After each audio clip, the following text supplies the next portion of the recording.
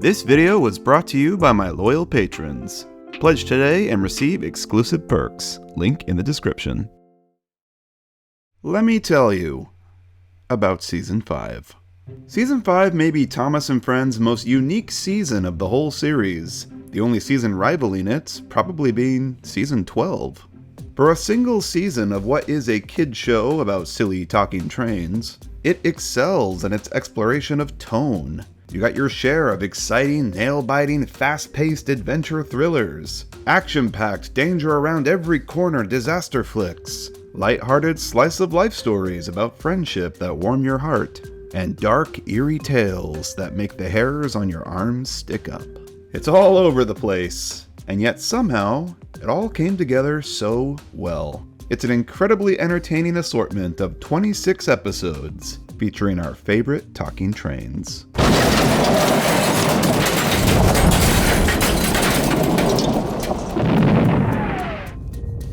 Season 5 is also unique, for it is the only season written entirely by series veterans David Mitton and Britt Allcroft together. There is zero influence from the Audrey-written Railway series, as per the 4 seasons before it, nor any influence from a hired writing team, as per all the seasons after. It's entirely the brainchild of these two people, and of course, David Maidment, a former railwayman and founder of the Railway Children charity, who provided the team with several real-life railway incidents for story ideas.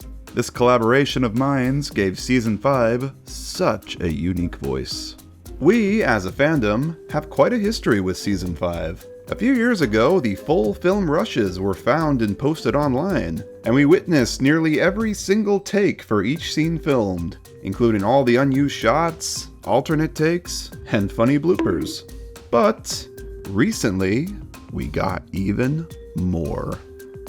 The Britt Allcroft estate auction ended not too long ago, and one of the lots that sold was a collection of all the scripts for Season 5, including 22 of the original first draft outlines by David Mitton. 22 episodes in their purest original form, straight from the mind of Mitton himself. These are all first drafts that he wrote up and sent over to Britt for approval, and of course, many changes were made.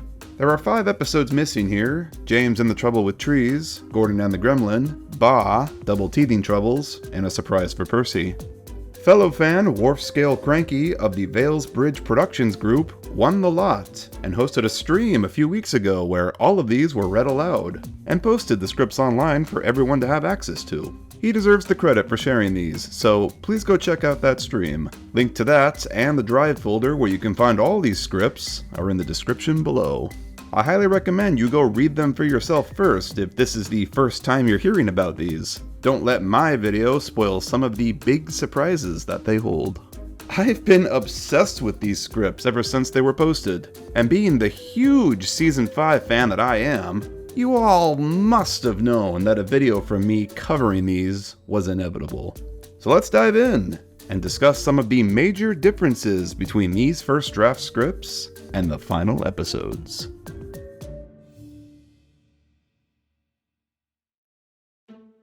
I struggled a bit to think of a way to go about this. I thought about going through each episode one by one and just listing out each difference, but that didn't really sound very entertaining to me from an editing standpoint, and I think some people have already done that. So I decided to chunk these all up into relevant sections.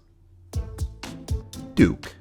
I think the biggest surprise for me personally was the inclusion of Duke in so many of the episodes this season. Not 1, not 2, but 3 episodes he had roles in, and a mention in another. In Duncan Gets Spooked, Duke is the one who tells the others the ghost story, instead of Rusty. He begins it by saying he's seen many a ghost truck on our routes, especially on the old viaduct way up in the hills. He also mentions that the reason the engine tumbles is because it hit a loose rail on the bridge, which it didn't see in the dense mist. Snow is probably the most interesting.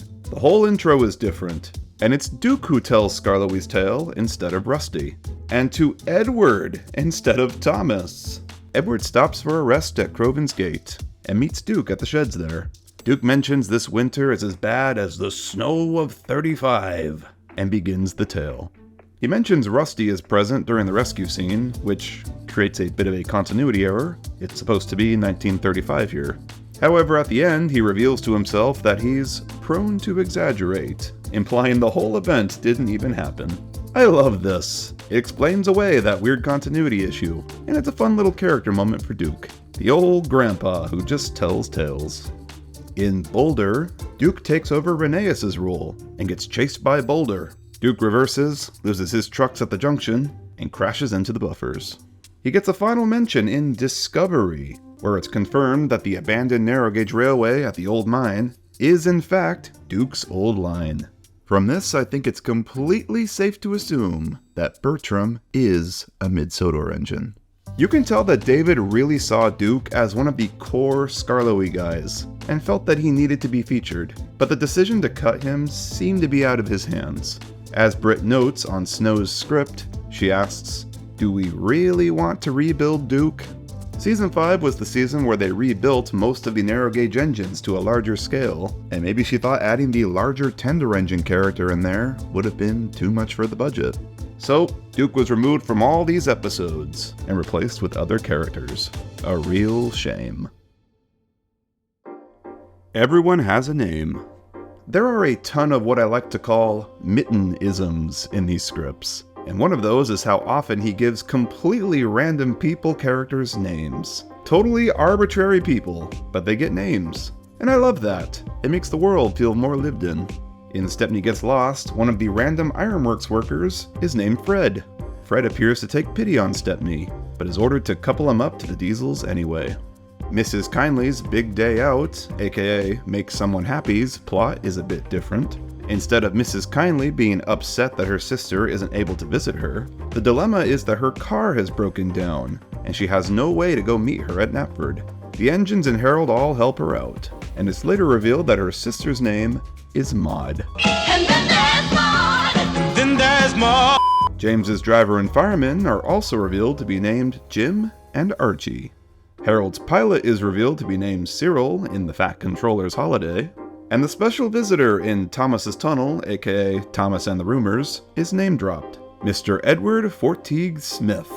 What a name.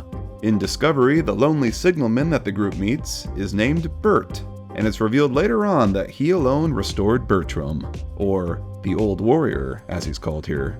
In The Wedding, aka Happy Ever After, Percy compares something old to Sid, the retired fogman, a character that we never see. This is very interesting, because the idea of a retired fogman would get reused in Season 6. He ain't the only Sid though, because there is of course still Speedy Sid. There are 3 new characters in these scripts that did not make it to the screen. The first and the most recurring is the character of Speedy Sid. Sid is an engine driver, and he pops up in a number of these. He first appears in Lady Hat's birthday party as Thomas's driver, and Topham takes on the role of fireman with him. He appears again as Stepney's fireman in Stepney Gets Lost, and again as Henry's fireman in The Haunted Station. He's the one that recognizes the ghostly figure is Old Bailey. But Sid's biggest role is in Thomas's Tunnel. It's explained that the engines all dread him, as he often runs them too fast and roughly, for which he gained the nickname Speedy Sid. The engines often crash when he's at the controls, and a whole montage is described of him crashing Percy, James, Henry, Duck, Thomas, and Edward, but not yet Gordon. During the new tunnel construction, the workmen find themselves at a blockage. Sid recommends using Gordon to ram it, which goes about as well as you'd expect. Sid survived the tunnel collapse by hiding in the locker room in Gordon's tender. And that's the last we hear of Sid. I'd like to think that he was fired after that, but who knows. I guess they removed him from the final scripts because Brett or whoever opted to keep all the drivers and railway staff nameless, since they all look so similar. I personally kinda wish that a named driver character stuck around. Absolute rot. This one is just funny to me. Another mittenism that recurs throughout these. Whenever a character scoffs someone else, they tend to use the phrase, absolute rot. In The Haunted Station, Henry tells the engines in the sheds about the strange things that he saw on the old line the other night, To which Gordon responds, Stuff and nonsense. You must have been using bad coal. Lights in the night, signals operating by themselves. Absolute rot, Henry. In Duncan Gets Spooked, Duke says that he's seen many a ghost truck on the old viaduct. And Duncan's response, Pah, absolute rot. Duke stands his ground and tells him the tale of the ghost engine. In Fire Engines, aka Thomas Percy and Old Slow Coach, James's fuel tanker fire starts off screen. Thomas and Percy come across the blaze on their travels, and James explains to them that the firemen blame him for blowing sparks from his funnel. Absolute rot, he finishes with. And the final rot occurs in Gordon Off the Rails, aka A Better View for Gordon, again from James. What do you know about things, James? Says Gordon. You're just a small red engine with ideas above your station. We big engines complain because we know everything. Absolute rot. You'd be nothing without us, retorts James. I wish they kept this.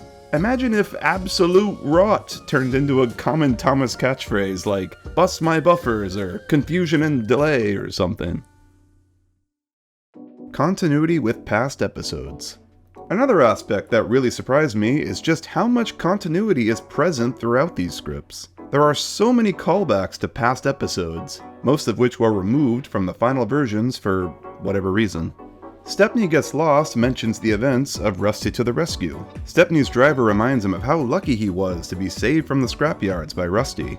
It's explicitly mentioned that the two unnamed diesels at the scrapyard recognize Stepney, and he recognizes them, which is kept in the final. Got you this time, Stepney. You'll make very fine scrap indeed. This does make me wonder where exactly the scrapyard/ironworks is. The script seems to imply that it's somewhere off Thomas's branch line, but if it is indeed the same scrapyard that Stepney was rescued from, as the script seems to imply here, then how did Rusty get there? Anyways, in The Haunted Station, Gordon scoffs Henry's ghost tale. Any more stories like that and the Fat Controller will send you to Crew, he says.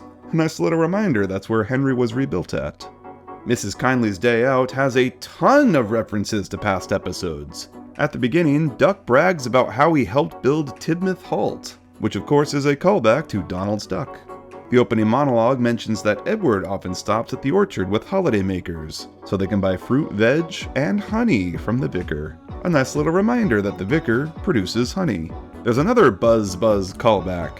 After Harold collects Mrs. Kindly, he blows dust all over James, much to James's annoyance. His driver says, "Never mind, James, the dust will keep the bees off your boiler," and laughs. And when Topham presents Mrs. Kindly at the fairground opening, he references the events of Thomas's Christmas party, when she saved Thomas from colliding with a landslide. In Fish, Thomas gets covered in fish and fears the others will tease him for how bad he smells. He remembers when Gordon ran into a ditch, and how bad he smelled for days. Duncan Gets Spooked has some interesting continuity. While Peter Sam works in the yards, he meets Henry, and it's stated that the two get along well now, which is a nice follow-up from their first encounter in Peter Sam and the Refreshment Lady. Duncan puffs past them and teases Peter Sam. Look out, Peter Sam, there's a ghost in your smoke box. Henry replies, Never mind him, Peter Sam. It's those who doubt that get spooked the most. Which is a nice little continuation from what he experienced in The Haunted Station earlier, only a couple episodes before in this order. One of my favorite links to an old episode is in George the Steamroller, aka By George. The opening makes it clear that this story takes place directly after the events of Steamroller in Season 4. It's stated that George had finally completed his lot of work at Croven's Gate near the Little Railway, and the Skarloey engines were pleased to see him go. "Good riddance to that rubbish," they shout as he's loaded onto a flatbed. That explains why George is with Skarloey and Rheneas at the beginning of the final episode. They just changed the set that the scene occurs on. I wonder why they want to remove all these little connections to old episodes. Maybe they all were just cut when they were trying to trim these down to 5 minutes. The new quay at the docks.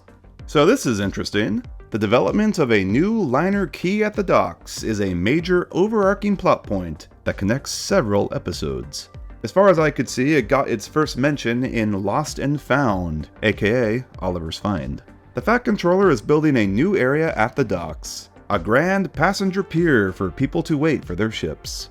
It's not specified which docks this is at. I'm assuming Brendam, but I'll get to that. The engines are all kept busy bringing building materials there, and Oliver is busier than ever in the yards, sorting the trains out. Oliver's accident with the turntable causes significant confusion and makes sorting trucks difficult. All the engines, trains of goods to the construction site become mixed up. And that is pretty much the context for the film deleted scene with James and Henry. The dialogue between the characters, at least in this version, is... "Just can't get the right shunters these days," James snorted. Despicable and a waste of valuable time, hissed Henry. "It's these trucks' fault," replied Oliver.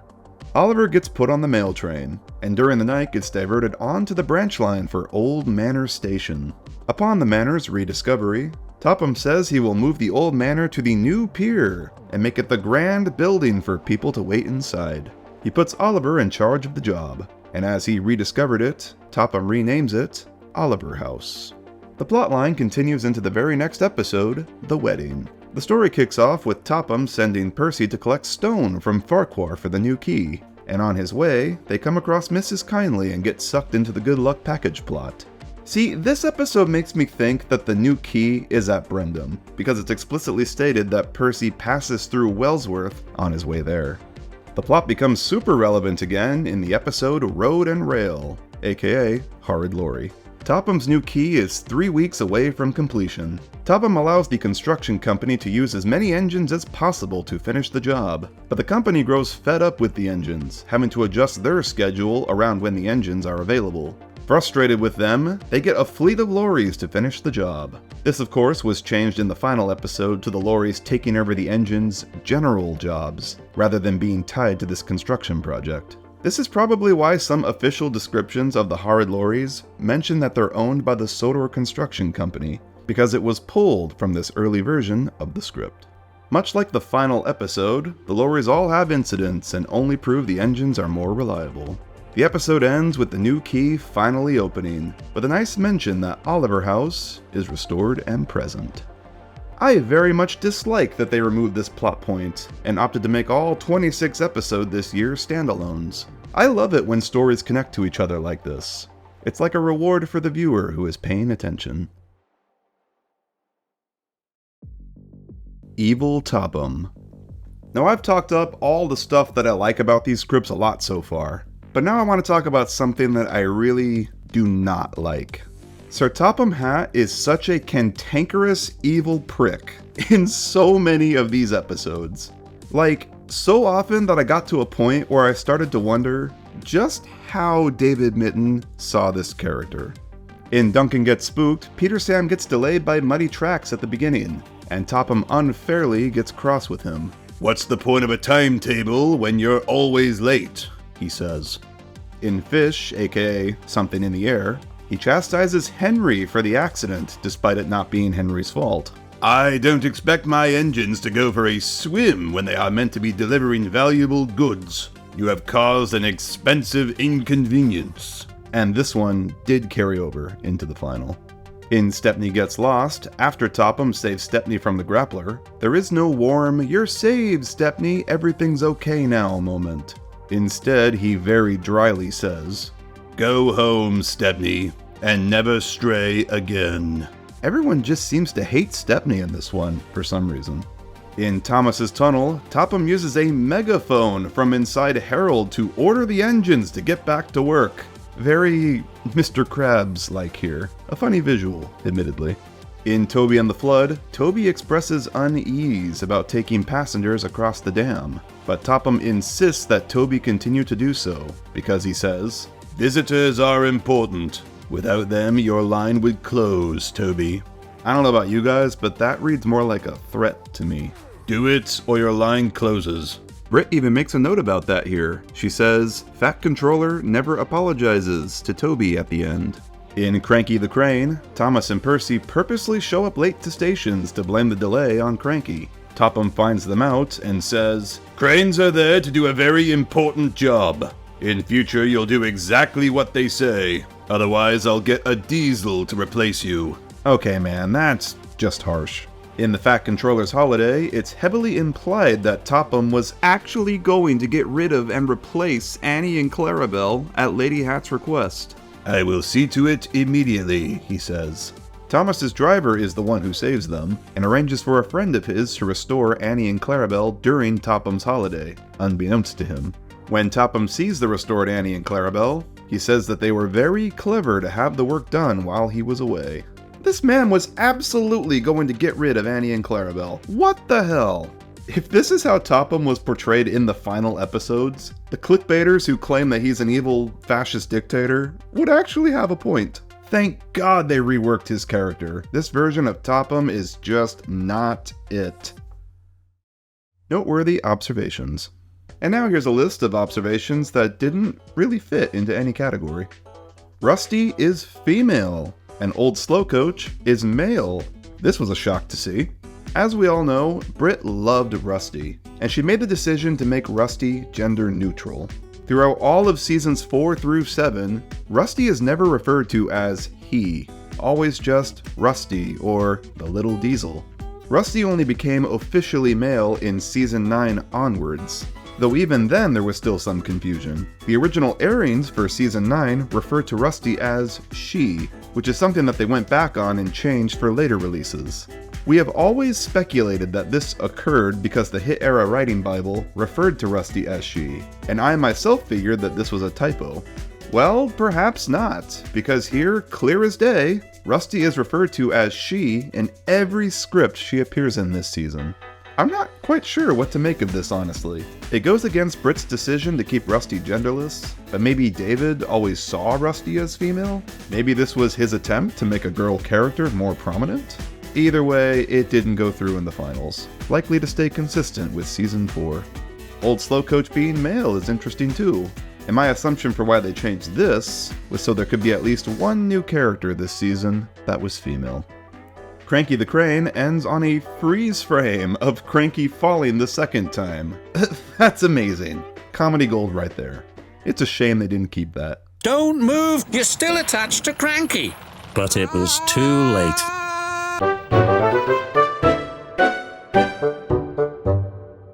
The Haunted Station plays out a lot differently than the final. Here it's portrayed more as a Gordon and Henry story, with Gordon scoffing Henry for all the eerie things he saw that night. The story ends on a cliffhanger. It implies that Henry is meant to pay Gordon out in a later episode. What episode that is, we have no idea. It's never explicitly stated. It might be Gordon Off the Rails, but it could also be one of the missing 5 scripts. Speaking of which, it's alluded to in Gordon Off the Rails that Gordon's abnormally grumpy behavior in this episode may be being caused by his tubes being blocked and him due for a general service, making him grouchy. Percy's driver suggests maybe then he will be of a better nature after a trip to the works, which, as far as we can tell, he was.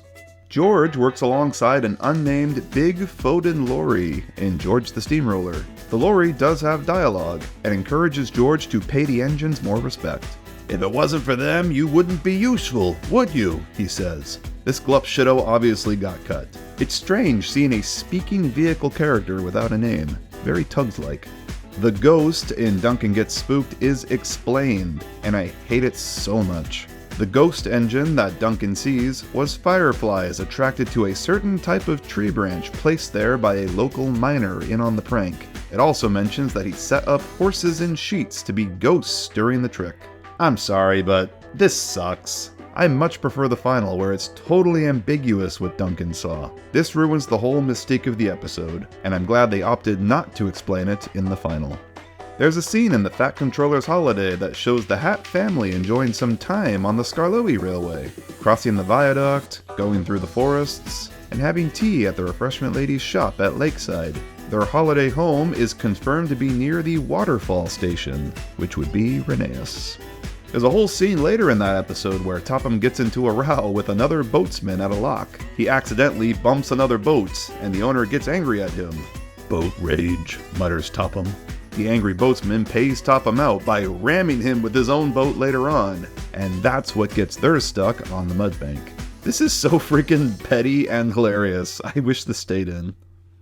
The bridge that Toby floats away on in Toby and the Flood was originally going to be a Bailey Bridge, aka a temporary bridge built across the floodwaters to get Toby and his crew to safety. This makes way more sense and is a hell of a lot more interesting, but I bet they changed this to a regular bridge for the ease of filming, or so the episode wouldn't have to waste valuable time explaining to the audience what a Bailey Bridge was. At the end of Toby and the Flood, Topham announces that Toby will no longer take trains across the new dam, and is opening a cable car system for the villagers to reach it. Now, I first interpreted this as like gondolas going over the river so the trains don't have to cross the dam anymore, but I suppose it could also be like tramway cable cars, you know, kind of like the ones in San Francisco that go up the hilly terrain to the dam. I'm not really sure, it's not specified. Personally, I like the gondolas more, but either are pretty cool. Wish we got to see them. There's a line in Thomas's tunnel that mentions the engines hate being washed down, and James most of all. Whoa, what? Dude, do you not know who James is? Surprisingly, Edward was not the something blue in The Wedding originally, as we all have speculated about forever. There's that moment in the final when Percy asks him where he can find a something blue, and Edward replies with, "It may be looking at you in your smoke box," which could be interpreted as a hint that it was going to be Edward later on. But nope, as revealed here, it was always going to be Thomas. Edward does reappear later in the wedding scene though, bringing the wedding party to the church station aboard his special train. There is some crazy lore for Boulder revealed. Boulder was placed on its perch by ancient Celtic tribes as a mark of respect for the mountain and its views. The rock that falls and nearly hits Rusty was indeed Boulder's perch, and without that in place, it meant Boulder was able to break free. It's pretty clearly shown here that Boulder is sentient, with a mention of him smiling at one point. And he has dialogue during the chase sequence. Engines, engines, I want engines. What? I greatly appreciate the question mark that Britt left on the script next to this. I'm choosing to interpret Boulder talking the same way that Champion talks in Bullseye's. Suddenly, he saw some grass. Now for my breakfast. Like, not actually talking, but more the narrator just exaggerating their thoughts in that moment to get the point across, if that makes sense. This is pretty crazy stuff, and I kinda love how wacky it is, but I get why it was removed from the final. The Boulder having a face at all was weird enough. But you know who isn't sentient? Thumper. Thumper appears to just be a random mining machine, and is seemingly not sentient in this version. He's always referred to as It, which got carried over into the final episode even after he became a character. It's called Thumper. Apparently it helps collect the rock faster. Thumper also blows up in this version, and the vibrations from it are what caused Boulder to fall. They removed this from the final episode, probably because Britt didn't want to show a sentient character exploding on screen. Terrence is present at Percy's rescue in Dirty Percy, aka Put Upon Percy, and he clears all the fallen debris away with his snowplow. The accident is also treated a lot more somber here than it is in the final version, with a random truck saying, "I don't hold out much hope for little Percy." Thomas retorts, "Nonsense! Percy is a tough little engine. He'll be alright." I'm getting serious end of munitions vibes from this. 10 cents should have been back by now. We must all salute a very brave Tug who saved us from... The Tugs vibes in these scripts are numerous. More on that later. Kirk Ronan Station is described as looking a little different than it does in the final. It's described as a two-tier affair, with a top-level platform for passengers, and a lower level for goods and sidings. Very modern, and I'm sure this has to be based on some station that Mitten saw photos of, but what that station is, I am not too sure. The elusive standing stones at Kildane are mentioned in the opening monologue of Discovery. That is a crazy drop. Like, holy crap, the standing stones are canon to the TV series. Unreal. And finally, no sign of Donald, Douglas, Diesel, Daisy, or Sir Handel in any of these scripts. Sir Handel is the most surprising omission. You'd think he would have been featured, especially since Duke was. Daisy is mentioned to be working at the quarry in Stepney Gets Lost, but this was clearly a typo, and Mitten meant to say Mavis. Bulgy of all characters is also randomly mentioned in Road and Rail, and appears to get on with the engines now. Not sure what to make of that, since he's still a henhouse at this point in time.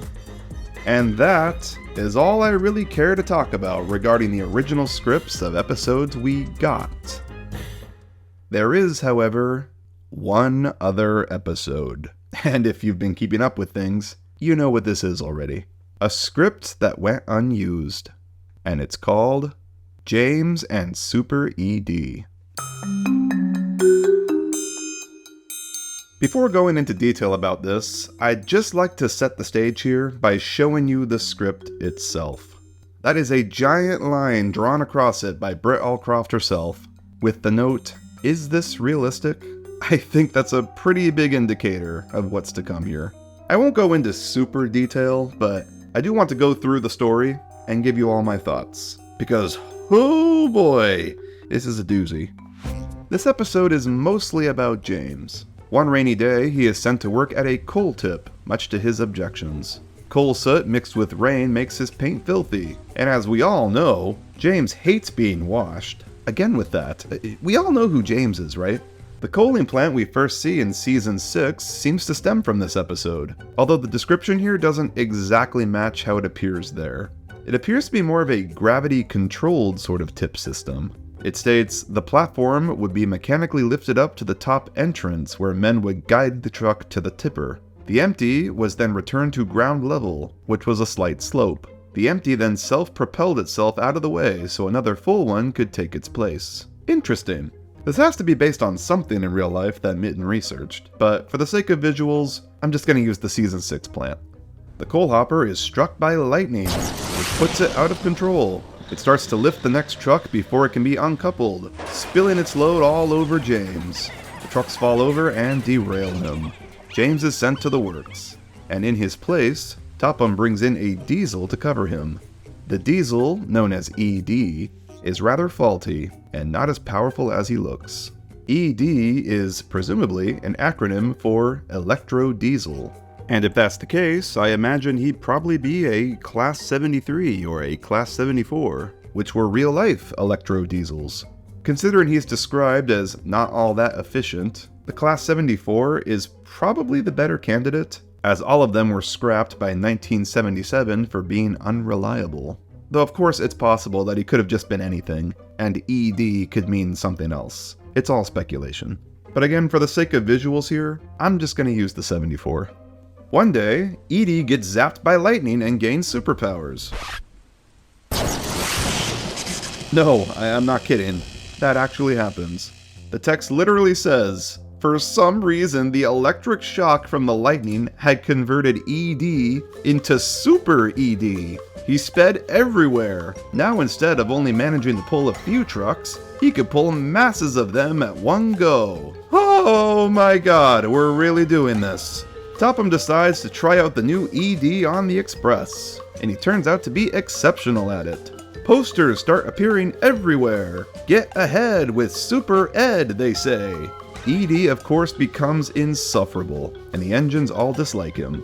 When James returns, the engines all shun him, and refuse to let him enter the shed, because it was his accident that caused all of this.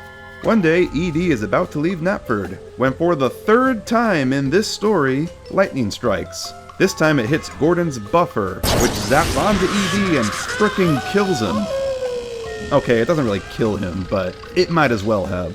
It messes with his electrics and he starts coughing black smoke, which fills the station. Then the most evil Topham moment of the whole season occurs. Get rid of that smoke. If it's an engine, it should be scrapped. I'll see to it, mark my words. Topham didn't even know what engine it was making the smoke, and he ordered it scrapped. It could have been Boko or frickin' Percy for all he knew. Anyways, so ED never worked again after that, and was taken away to be scrapped. Super Ed is super dead. Everyone praises Gordon for murdering someone, and James gets let back into the shed. The end.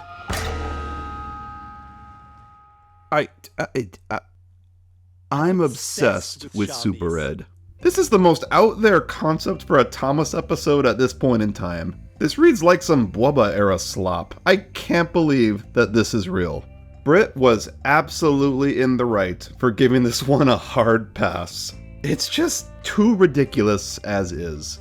I do find it a little funny though, that Britt thought this was too unrealistic, while at the same time she was writing her movie that involved a magic train and a diesel with a hydraulic claw on its roof.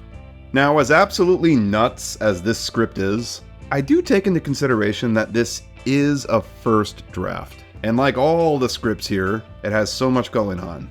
Had this been greenlit, a good chunk of this would have been chopped to fit the 4-minute, 30-second runtime. And that makes me wonder, how would this have translated to 4:30? With some parts removed or reworked, could this story have worked as a finished episode? Let's humor this idea for a moment. Here's how I imagine it going down. The entire first half of this story would be condensed. The episode would just start with James shunting at the coal yards in the rain. It'd be a quick 30-ish seconds to get to the inciting incident that kicks everything off. James having his accident at the coal tip. Think like Mavis's accident in Den and Dart. Quick and to the point, and it kicks off the plot. However, I think it's important that the accident is fully James's fault, caused by his own carelessness, not by random lightning that's out of his control. Within the first minute, E.D. is introduced to do James's work while he's away. In this version, he isn't faulty at first and runs well. So well that it impresses Topham. He trials him, and he begins running the express. E.D. gets a big head from this, and starts bragging to the others how the Fat Controller likes him so much because he's modern and runs on electricity. Unlike all you claptraps. This sets up the electric angle, which of course will later play into his undoing. And it shows us that he's a real jerk, and deserves what's coming to him. The engines all glare at James when he returns from the works, and James feels guilty about this. It was his carelessness that caused this all to happen, after all. The only instance of lightning happening, if lightning has to be a factor of this, should be in the climax. An act of God, if you will. The lightning bolt hits Gordon's buffer and zaps E.D. Or maybe just flat out hits E.D. himself, don't even feature Gordon, and renders him useless. Ow. Honestly, if anything, I think it should be James whose buffer was zapped, not Gordon. So James gets to be the hero that inadvertently puts an end to E.D.'s reign, and wins everyone back over again. A zap from Big Red put an end to Super E.D, says Gordon or someone later. The fact the script uses Gordon to kill E.D. just feels so random. Like, why is it Gordon? I don't think he even has dialogue in this. E.D. is towed away back to the mainland in disgrace, and everything returns to normal, with James having learned to be more careful in future. It ain't perfect, but I don't know. I think it could work. I think there's something here, as bonkers as it all is. You can tell that Mitten was having a fun time with this one. So now that we've gone through everything, what are my overall thoughts on these scripts? Well, I think these scripts really are something. It's a version of Thomas that I've never seen before, with so many creative ideas and lore dumping and plot connections. I love how everything is connected. I love how things introduced in one story will reappear in others, i.e. Oliver House, the construction of the new pier, Speedy Sid, By George taking place right after Steamroller, and so on. Mitten very clearly cared about continuity, and it shows even in the final episodes. We've speculated for years that there's some sort of implied continuity in Season 5, when the episodes are all placed in a certain order, and it turns out we were right. He also very clearly had an interest in real railway stuff. You can tell that he did some of his own research, and used concepts and ideas from the real world that he thought were interesting. Things like how the coal tip is described, the way that Kirk Ronan is laid out, the Bailey Bridge being used to rescue Toby, playing with the concept of an electro-diesel, etc. There's a lot of his own interest present here too. I don't think it's a coincidence that so many stories and settings take place near water or involved watercraft. Mitten was a boatsman himself. It was his passion.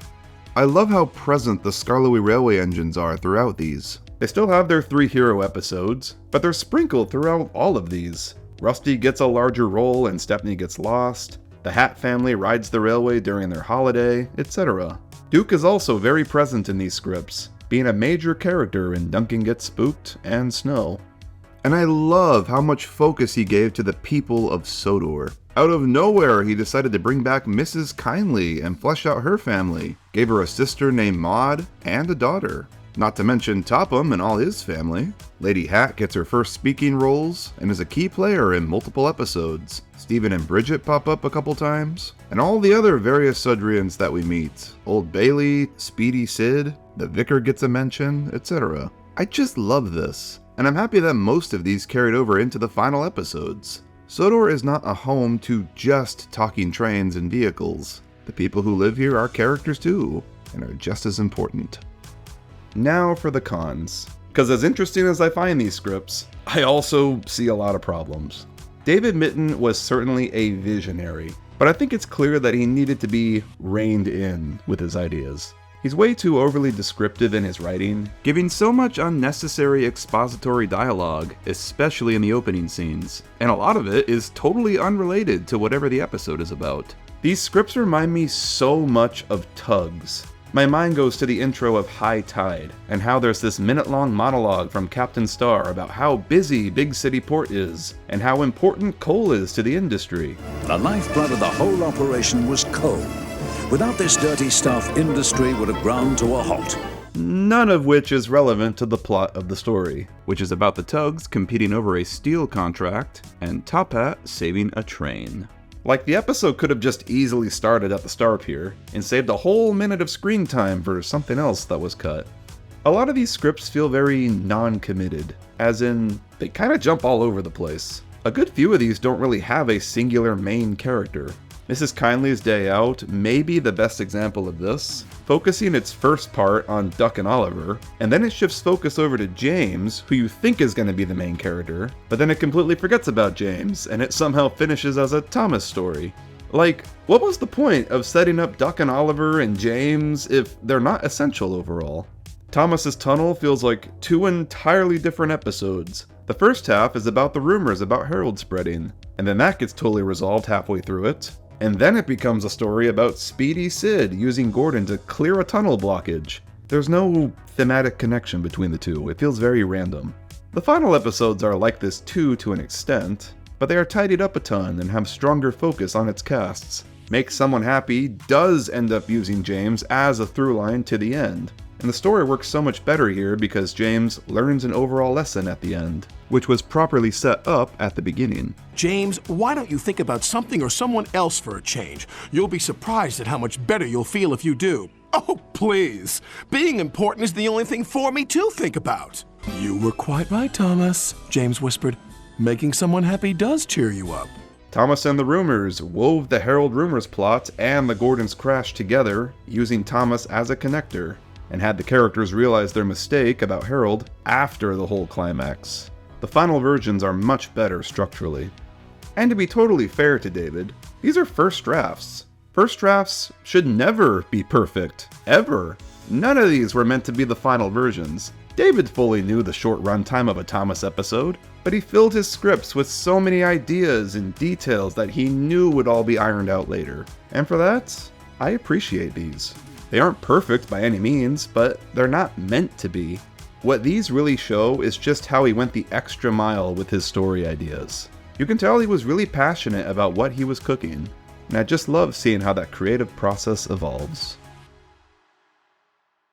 I think these scripts speak loads about David Mitton as a creative, but also loads about Britt Allcroft as a producer.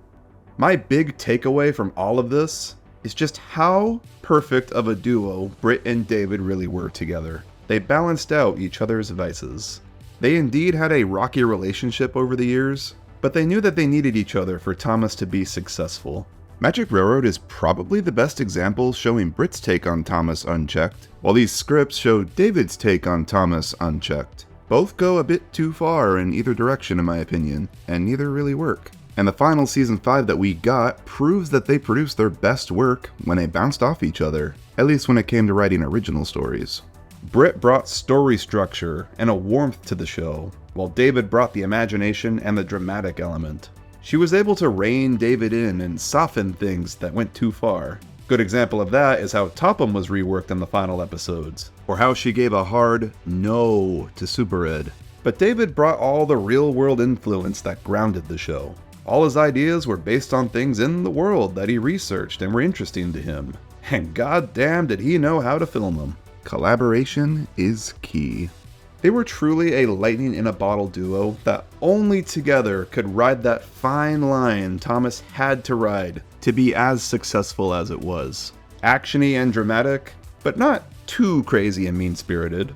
And warm and magical, but not too schmaltzy.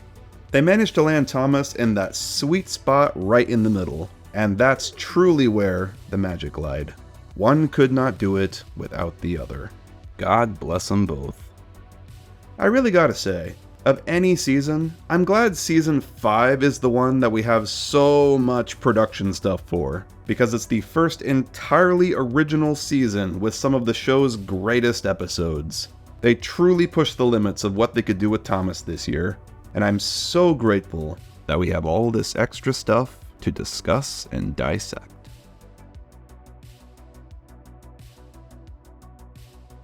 I mentioned George and Steamroller a couple times in this video, so this pick of the week is kinda relevant. It's called Road Rage, Steamroller Abridged by One Creations. Forgive me if I said that wrong. It's a recreation of the big face-off between Sir Handel and George, all filmed in Roblox. The editing here is amazing, and I love the illustration style models. The face designs are brilliant. It's a short video, but a really well-made one. Go give it a watch.